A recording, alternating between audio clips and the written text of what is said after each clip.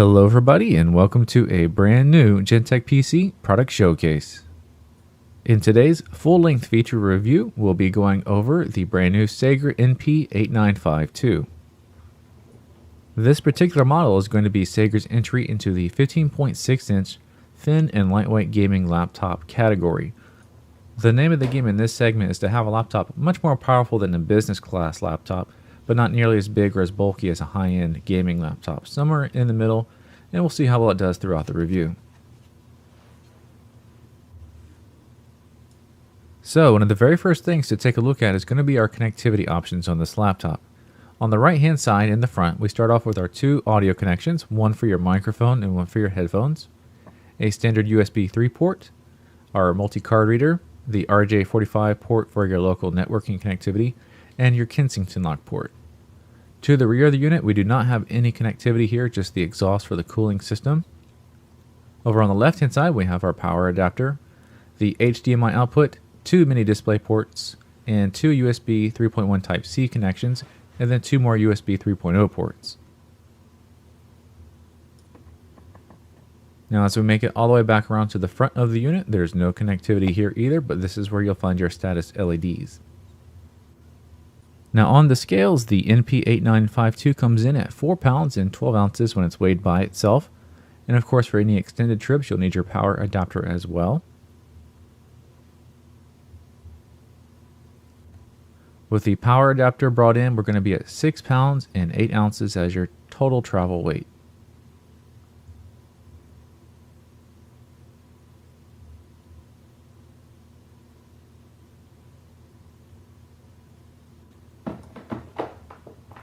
And real quick, here is a close-up of the power adapter.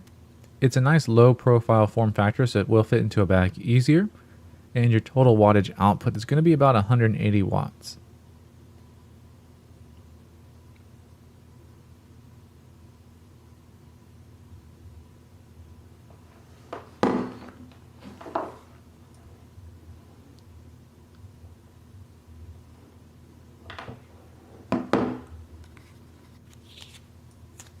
After having taken the weight of the laptop, the next thing to do is to go ahead and take the measurements. So we do have coins up here for scale, and of course our ruler has the measurements. The back of the laptop is close to 3/4, almost 1 inch in thickness. The front is just a little bit lower than that. So it's close between the 3/4 inch and 1/2 inch mark.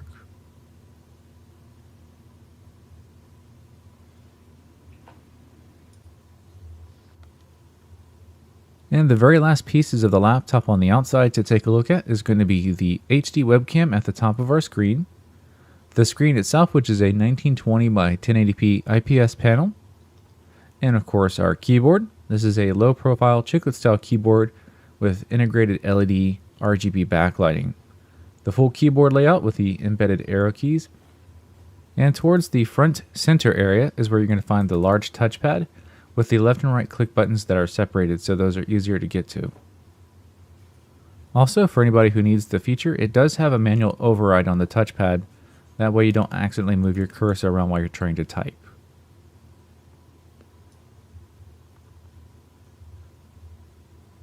So for the RGB backlit keyboard, that's all controlled in software. So here's a quick look at that software control so you can see how we set that up.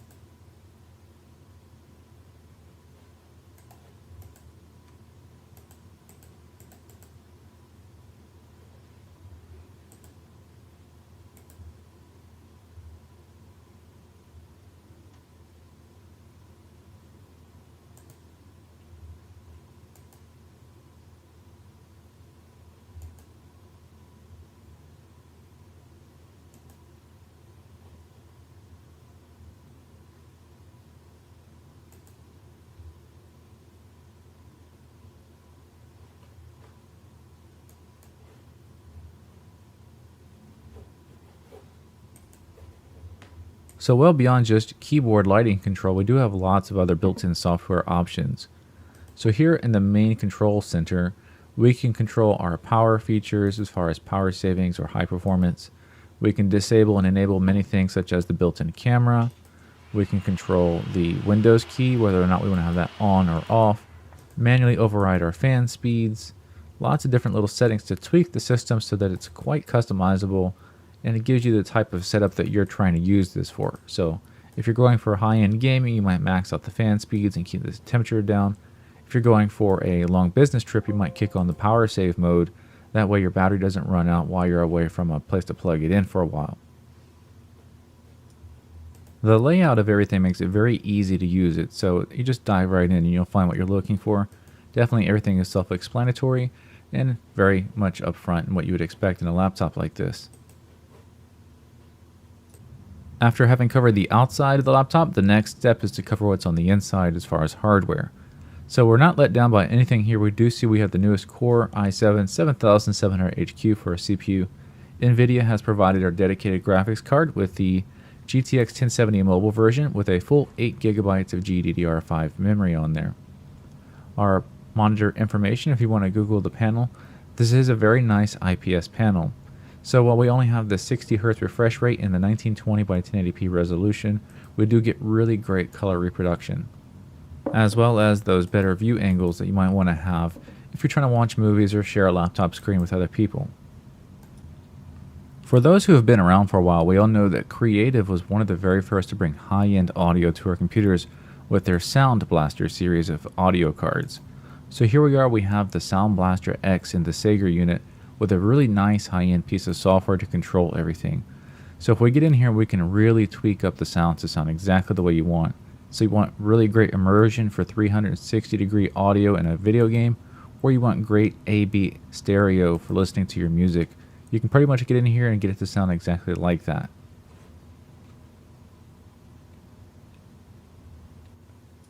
So the device manager was for us to look at our hardware. Now it's time to move into our benchmarking section so we can see what the hardware can do. Now we're going to get our control temperatures right now. So the system has about low 60s on our CPU and at low 40 for the GPU without any benchmarks running.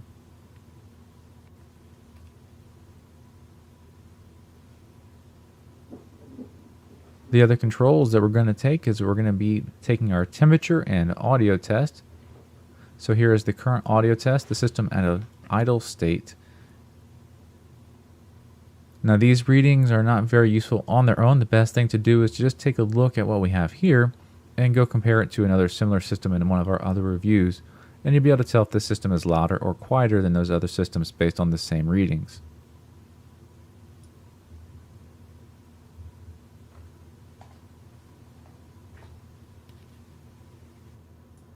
And it's time to get our at idle state control temperature readings as well. So as you can see, the system actually looks like it's releasing a lot of heat through the keyboard, which is good. That helps keep the system cool, and you don't really notice that when you're using the keyboard with your hands. Where you will notice it is if it's hot where your palms will be resting. That tends to give you sweaty palms. The other thing you want to look for is that it is hot in the back where the exhaust should be, and that means the system is getting rid of the heat, so that's actually a good sign. Now this particular laptop, instead of seeing a couple of hot spots where the main exhaust vents are usually on the left and right side, it's almost completely across the unit. It seems to be releasing heat from a lot more areas, and that might help keep the system cool. So we'll have to see once we actually run our benchmarks how the loaded temperatures come out to be.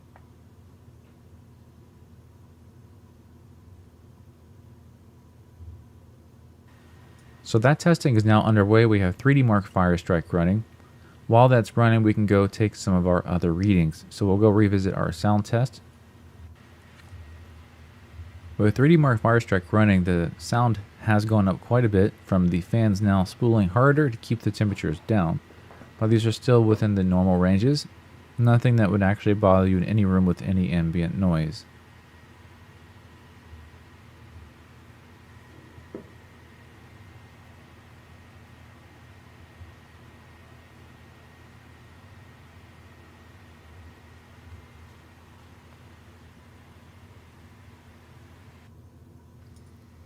Now revisiting the thermal readings, the computer being under loaded state has actually changed the way things look here. We see now instead of a straight band of even heat that we see hotter temperatures on the left side looking from the rear versus the right, and we'll probably find when we take the system apart that's because this side of the laptop is handling the GPU versus the other side handling the CPU, and the GPU is under a heavier load and a little bit harder to cool.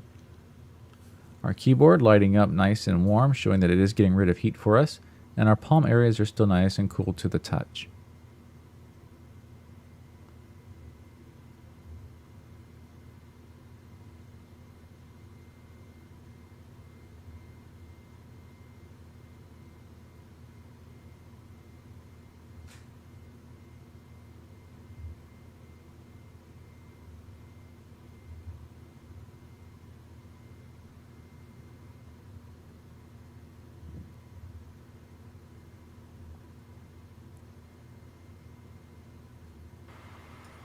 Our benchmark has finished and the scores are in.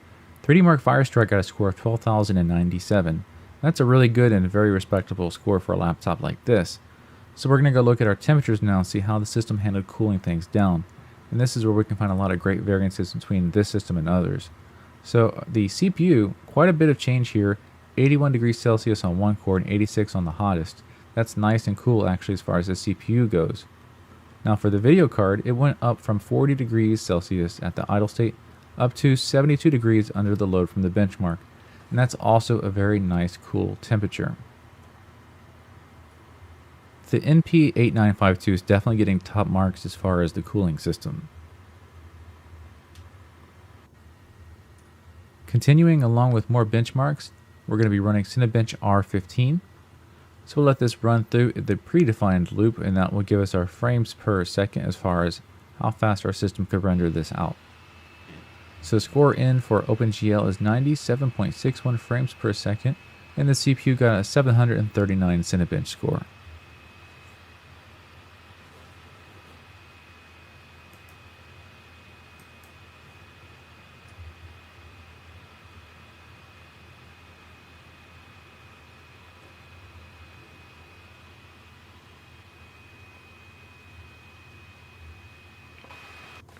Next, the test of the speaker volume levels.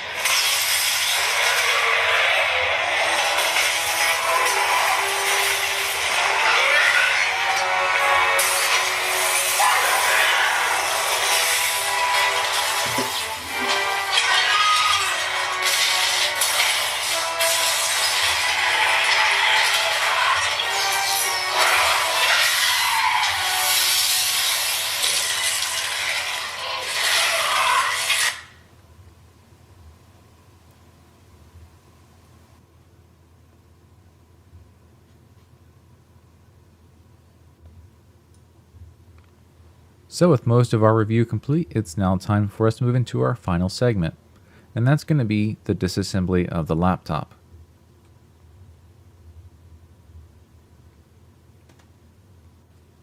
Starting off, we can see we have two very clearly marked areas where we see a keyboard. So two screws to remove here, and that's actually going to be releasing the keyboard on the other side.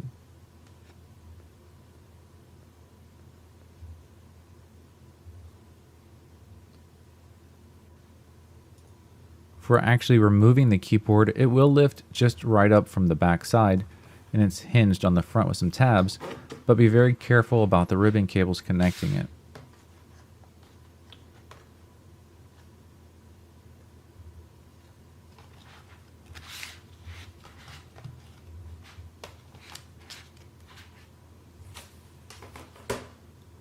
Now with the keyboard removed, we do see we get access to some other screws that we'll need to take out for disassembling the laptop further.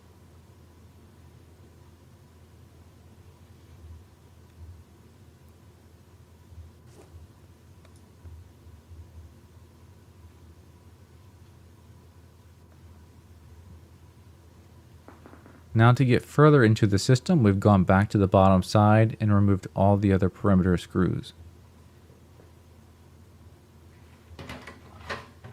With everything taken out, the whole bottom panel will come off and reveal all the internals of our laptop. We see our 3-fan cooling system, 2 fans connected to our GPU, and a single fan connected to our CPU, our system RAM slots near the center, our 2.5 mass storage device, and our M2 form factor SSD, our internal battery, our CMOS battery, and our wireless network adapter card.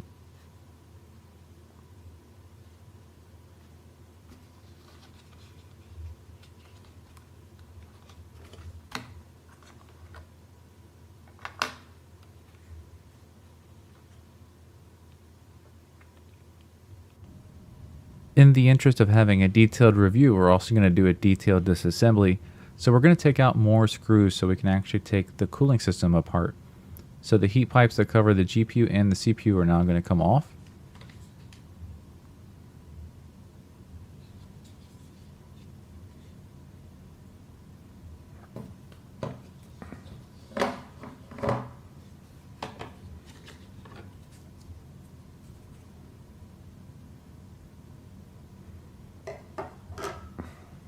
And here goes our M2 form factor SSD.